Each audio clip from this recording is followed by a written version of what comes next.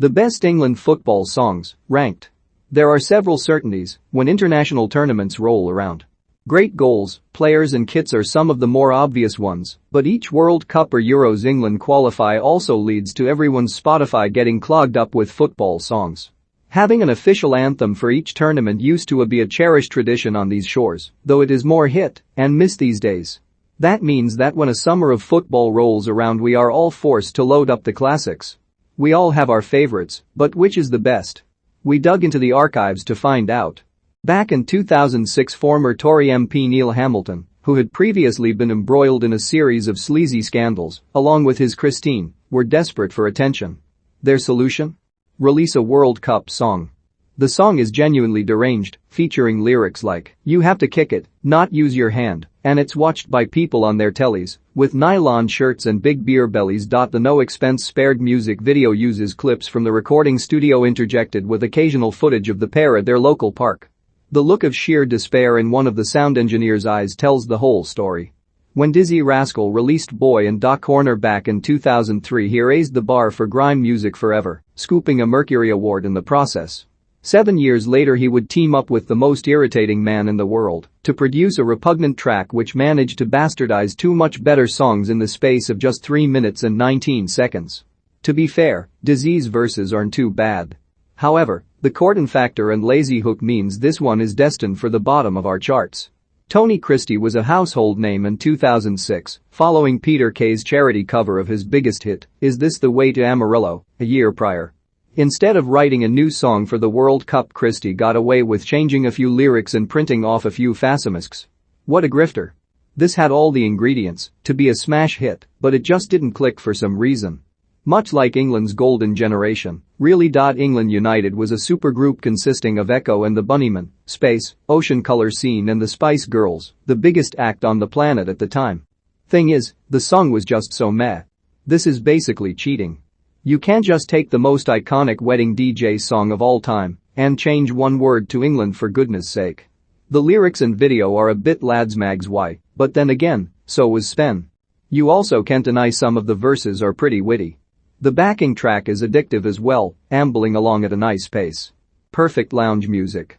Bell and Sperling dropped down a couple of spaces for their ill-fated attempts to bring back the anthem in 2018.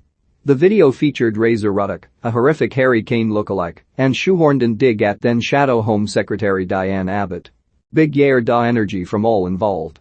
The 1990s were a beautifully chaotic time.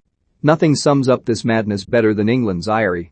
Featuring post-Happy Mondays splinter group Black Grape alongside Keith Allen and, weirdly, Joe Strummer. The lyrics don't make much sense, but that doesn't really matter. Just embrace the madness. It's been a long time since England have had a properly good, new tournament song. The Rhythm Method gave it a go in 2018, fleshing out an old demo, adding romantic lyrics about fans throwing chairs across European market squares, and then getting Wolf Alice and Swim Deep on the Blower to be in the video. For Euro 2020 they attempted to hit all the home nations at once, asking fans to show some love for your friends next door. We appreciate the hustle. This is the classiest England tournament song ever recorded. In the video the Three Lions 1970 World Cup squad resembled an expanded Rat Pack, sporting crisp tuxedos and immaculate hair. The song isn't half bad either. It also gets bonus points for being the first of its kind. A classic of the holding the headphones to your head so you look like you know what you're doing genre.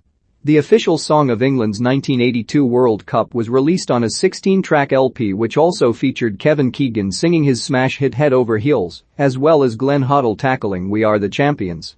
England went on to crash out in the second group stage. How this missed out on an Ivor Novello Award in 1998 we'll never know. Vegans might disagree, though.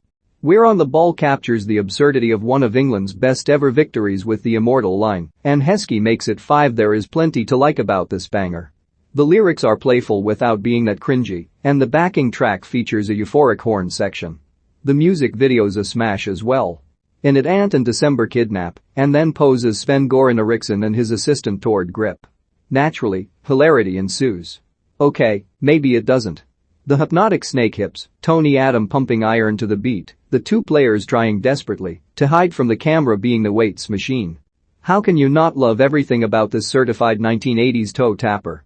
Perhaps the reason it isn't held in higher regard is the Three Lions' shocking display at the tournament itself. Far from going all the way at Euro 1988, England lost all three of their group games, their worst performance ever. Oof. In terms of impact of global terrace culture, no England song has been more influential than Fat Les's Vindaloo. To this day, hundreds of sets of fans across the world possess the anthem in their hymn book. Fat Les themselves were made up of Blue bassist Alex James, Guy Pratt and the human embodiment of the 1990s, Keith Allen. It was simple, but gloriously effective, and also had the best video on this list by some distance. People have written hundreds of thousands of words on the meaning of this song, attaching sweeping narratives about England's national consciousness to its 4-minute runtime. Well then, allow us to add a few more. Three Lions does a lot of things right. It has a chantable chorus, a couple of rousing key changes and a 10/10ths video. What it does better than any other song in history, though, is capture the bittersweet feeling of following a pretty rubbish football team. Look, I know what you're thinking. Matt, you've only chosen World in Motion as number 1 to help justify spending £50 on Umbro's summer collab with New Order. Perhaps you're right.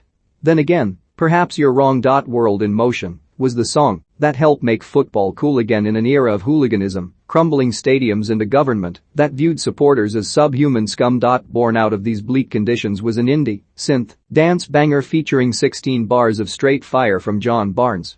It's the GOAT. No ifs, buts or maybes.